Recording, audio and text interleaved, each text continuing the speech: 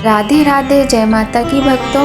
आप सभी का स्वागत करती हूँ स्पिरिचुअल ज्ञान साधना में और आप सभी से अनुरोध करती हूँ कि स्पिरिचुअल ज्ञान साधना को सब्सक्राइब कर लीजिए और बेल आइकन को प्रेस कर दीजिए ताकि आपको नई नई वीडियोस का नोटिफिकेशन मिलता रहे। जय माता की भक्तों, राधे राधे। कैसे हैं आप सभी लोग? आशा करते हैं सभी लोग बहुत अच्छे होंगे। तो आज हम आपके लिए बहुत ही सुंदर कथा लेकर आए हैं जो कि है माँ अन्नपूर्णा की कथा। क्या आप जानते हैं कि माता अन्नपूर्णा का 21 दिवसीय व्रत अत्यंत चमत्कारी फल देने वाला है। वैसे तो माता अन्नपूर्णा का व्रत अगहन मार्गशीर्ष मास में शुक्ल पक्ष की प्रतिपदा से प्रारंभ होकर 21 दिनों तक किया जाता है। इस व्रत में अगर व्रत ना कर सके तो एक समय भोजन करके भी व्रत का पालन किया जाता है। इस व्रत में सुबह घी का दिया जलाकर माता अन्नपूर्णा की कथा पढ़ी जाती है और भोग लगाया जाता है। अन्नपूर्णे सदा पूर्ण शंकर प्राण वल्लभे ज्ञान वैराग्य सिद्ध्यर्थम भिक्षाम देहि च पार्वती माता च पार्वती देवी पिता देवो महेश्वरा बांधवा शिव भक्ताश स्वदेशो भुवनत्रयम्। तो बहुत ही सुंदर इस तरीके से मंत्रों का जाप करते हुए माता अन्नपूर्णा की पूजा की जाती है। वैसे तो माता अन्नपूर्णा की तस्वीर हम सभी की रसोई में होना ही चाहिए, जिसमें भगवान भोलेनाथ माता अन्नपूर्णा से दान ले रहे होते हैं। इस प्रकार की तस्वीर रसोई घर में लगाने से हमारे घर के भंडार सदा भरे रहते हैं और अन्न धन की कभी कोई कमी नहीं रहती है। तो चलिए अब हम आपको बहुत ही सुंदर सी एक कथा सुनाते हैं, माँ अन्नपूर्णा के कथा। बोलिए गणेश जी भगवान की जय, गौरी शंकर भगवान की जय, लक्ष्मी नारायण भगवान की जय। बोलिए माँ अन्नपूर्णा की जय। वैसे जिनके घर अन्नपूर्णा की कथा होती है उस घर को माता अन्नपूर्णा कभी नहीं त्यागती। गृह में सदैव माता अन्नपूर्णा का निवास रहता है। शास्त्रों में बताया गया है कि माँ अन्नपूर्णा माता का व्रत करने से घर में अन्न के भंडार कभी खाली नहीं होते हैं। इस माँ अन्नपूर्णा के व्रत को करने और माता की परिक्रमा करने से सभी मनोकामनाएं पूर्ण होती हैं। माता लक्ष्मी की कृपा बनी रहती है। जहाँ माँ अन्नपूर्णा का वास होता है वहाँ लक्ष्मी माता सदा सदा के लिए विराजती हैं। कभी अन्न का क्लेश कष्ट नहीं होता और ना संतान का विनाश होता है और ना ही संतति का विनाश होता है। अन्नपूर्णा माता की कृपा की आवश्यकता प्रत्येक व्यक्ति को होती है। प्रत्येक घर के प्रत्येक रसोई में माँ अन्नपूर्णा की तस्वीर होनी चाहिए। रसोई में जाकर स्नान करके जाने के बाद सबसे पहले माँ अन्नपूर्णा को प्रणाम करके ही रसोई के कार्यों को प्रारंभ करना चाहिए। माँ अन्नपूर्णा बड़ी कृपालु हैं, दयालु हैं। जब वो अपने भक्तों पर कृपा करती हैं तब उनकी कृपा असीम होती है और मैया सभी के कष्टों को दूर कर देती है। तो चलिए अब माता अन्नपूर्णा की कथा हम सुनाते हैं। सभी के रसोई घर में माता अन्नपूर्णा की एक तस्वीर जिसमें भगवान शिव माँ अन्नपूर्णा से दान ले रहे हैं, ऐसी तस्वीर सभी के रसोई घर में होना चाहिए। और आज की बहुत ही सुंदर इस कथा का रसपान कीजिएगा पूर्ण भक्ति के साथ। पौराणिक दिव्य कथा है माता अन्नपूर्णा की।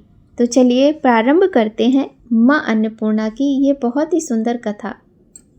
बहुत ही रोचक दृश्य रहा होगा जब भगवान शिव का विवाह माँ पार्वती जी के साथ हुआ और जब देवी पार्वती पहली बार राजा हिमांचल और माता मैना रानी से विदा होकर कैलाश आईं, तो उनके आने के बाद माँ पार्वती जी को पता चला कि भगवान शिव के गणों की जीवन शैली अर्थात कैलाश पर्वत में निवास करने वाले कैलाशवासियों की जीवन शैली और उनके आनंद में रहने की शैली कुछ अद्भुत सी थी, जिसमें कुछ कैलाशवासी ध्यान करेंगे, कुछ भगवान शिव के गण अपना काम करेंगे और कुछ भगवान शिव के गण विशेष आध्यात्मिक साधनाओं को करने में व्यस्त रहेंगे। और भगवान शिव तो स्वयं अधिक समय ध्यान में रहते हैं। प्रत्येक भगवान शिव के गण योगियों तपस्वियों का जीवन व्यतीत कर रहे थे। यहाँ तक कि किसी ने भी स्वयं को सजाने, संवारने, स्वच्छता और भोजन की भी परवाह नहीं की। वे सभी कुंवारे ही जीवन जी रहे थे। देवी पार्वती जी ने यह सब देखा और देखकर आश्चर्यचकित हुई। इस शैली में परिवर्तन लाने के लिए उन्होंने पहली बार भगवान शिव के निवास स्थान कैलाश में रसोई की व्यवस्था करने का श्रेष्ठतम निर्णय लिया। धीरे धीरे देवी पार्वती ने रसोई को अलग अलग बर्तनों से परिपूरित किया और उच्च गुणवत्तापूर्ण व्यंजनों से पूरित रसोई बनाने का निर्णय लिया। फिर माँ पार्वती ने भोजन बनाने के लिए आवश्यक अन्य वस्तुओं के लिए भगवान शिव जी के गणों से वार्ता प्रारंभ की। भगवान शिव जी के गणों ने आपत्ति जताई कि उन्हें रसोई की आवश्यकता नहीं है, क्योंकि वे कच्चे फल और कंदमूल खाने के आदी हैं। भगवान शिव जी के गण इस बदलाव से प्रसन्न नहीं थे, किंतु देवी पार्वती ने सभी गणों के लिए भोजन बनाने पर बल दिया। निश्चित ही माँ पार्वती का निर्णय कौन टाल सकता था? माँ भगवती, माँ शक्ति का निर्णय कोई नहीं टाल सकता था। भला यह भोजन तो देवी पार्वती जी के माध्यम से पकना प्रारंभ हुआ। इस कारण से अलग अलग प्रकार की आवाजें आने लगीं।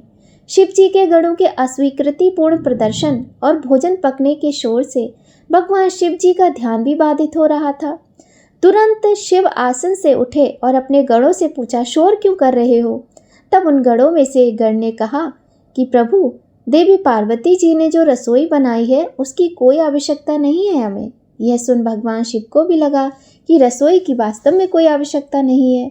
जब उन्होंने माता पार्वती जी से रसोई की आवश्यकता नहीं होने की इच्छा व्यक्त की तो देवी पार्वती ने पूछा, क्या आप जो कह रहे हैं उस विषय में निश्चित हैं?